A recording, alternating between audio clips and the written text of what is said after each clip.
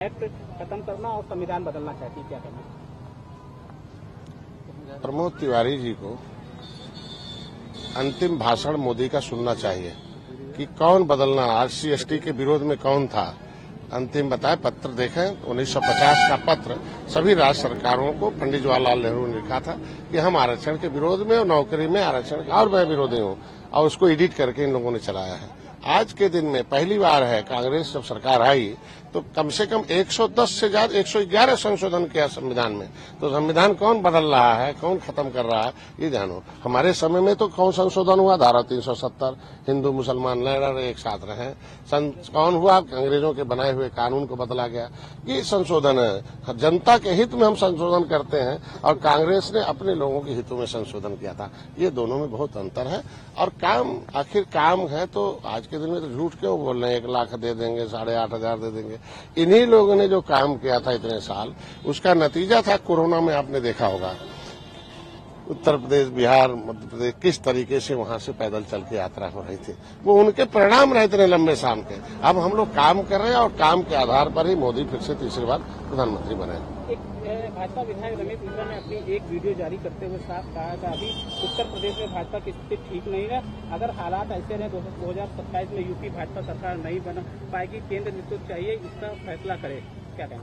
कोई किन परिस्थितियों में बोलता उसका जवाब वही देगा, उससे उसका रिएक्शन लेना चाहिए। आज के दिन में हम सरकार के अंग हैं, हम सहयोगी दल हैं।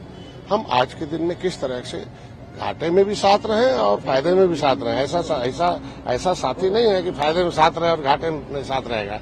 हम दोनों परिस्थितियों में भारतीय जनता पार्टी के साथ है, भारतीय जनता पार्टी हम लोग साथ है, और देखिएगा बेहतर परिणाम आएगा, 2027 जीतेगा। जेपी नड्डा का कल बैठक हुई है तो उन्होंने कहा है कि राम मंदिर हमारी आस्था का प्रतीक है, हमने उसका राजनीतिकरण नहीं किया, 500 वर्षों का संघर्ष मैंने समाज। विपक्ष इस पर गलत आरोप लगाते हैं। देखिए, विपक्ष ने बहुत लंबे समय तक कितना हिंदू मुसलमान राइट किया, कैसे गोली चलाई है अयोध्या के लोग जानते होंगे।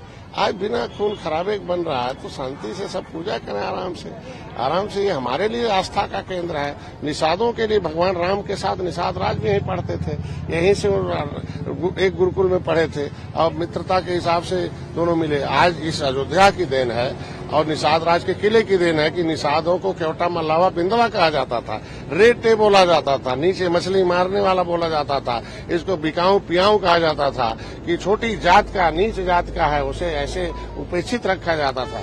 आज कम से कम भगवान राम और निषाद राज के उस मित्रता के सहारे समाज का, जो कहते हैं कि सम्मान सबसे बड़ा चीज है, सुरक्षा और समृद्धि, तो सम्मान बढ़ा है।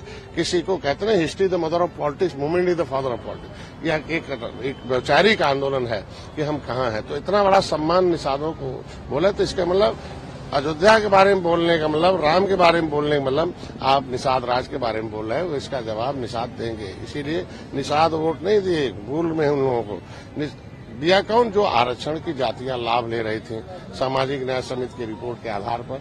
तो जो लाभ लेने वाली जातियां अधिक थी, 66 समूह का हिस्सा खाने वाली, 27% का हिस्सा खाने वाले, उन लोगों ने भय दिखाया, अरे यार ये हो जाएगा, तुम्हारा आरक्षण खत्म हो जाएगा। तो उन लोगों ने भयभीत होकर वोट दे दिया, भ्रम और झूठ बोलकर।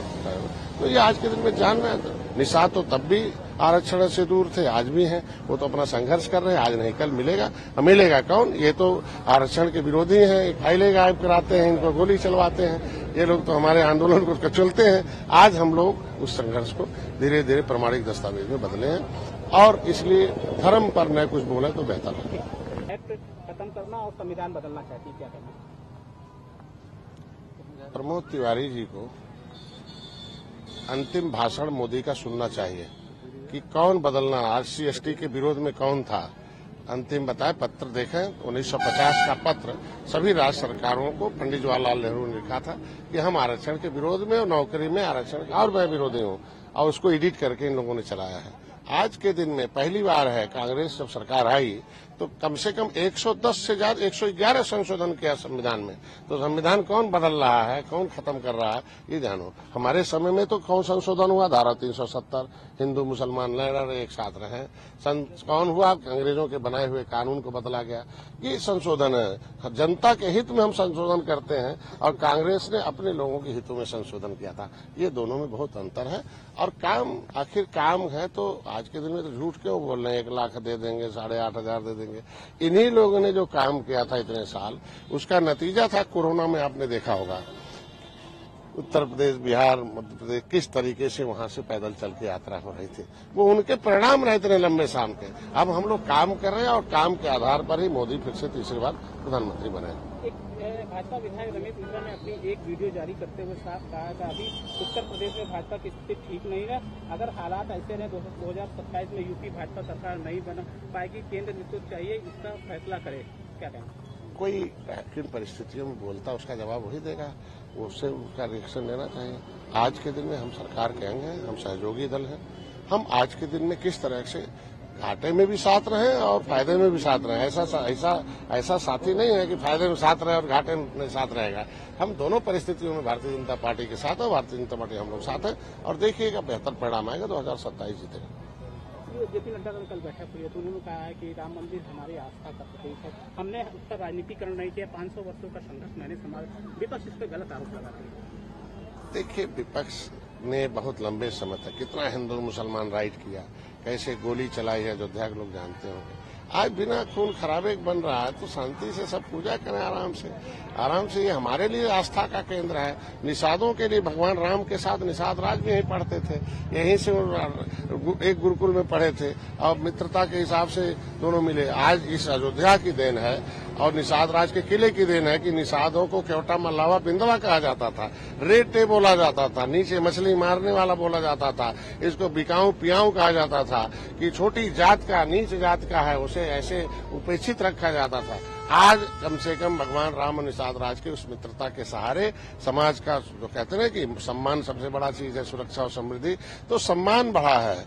किसी को कहते हैं history the mother of politics, movement is the father of politics. यह एक वैचारिक आंदोलन है कि हम कहाँ हैं। तो इतना बड़ा सम्मान निषादों को बोले तो इसका मतलब अयोध्या के बारे में बोलने का मतलब, राम के बारे में बोलने का मतलब आप निषाद राज के बारे में बोल रहे हो। इसका जवाब निषाद देंगे। इसीलिए निषाद वोट नहीं दिए, भूल में उन लोगों को दिया। कौन? जो आरक्षण की जातियां लाभ ले रही थी सामाजिक न्याय समिति की रिपोर्ट के आधार पर।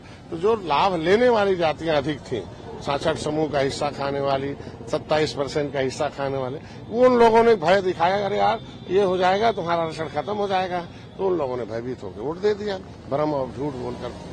तो ये आज के दिन में जान रहे हैं। निषाद तो तब भी आरक्षण से दूर थे, आज भी हैं। वो तो अपना संघर्ष कर रहे हैं, आज नहीं कल मिलेगा।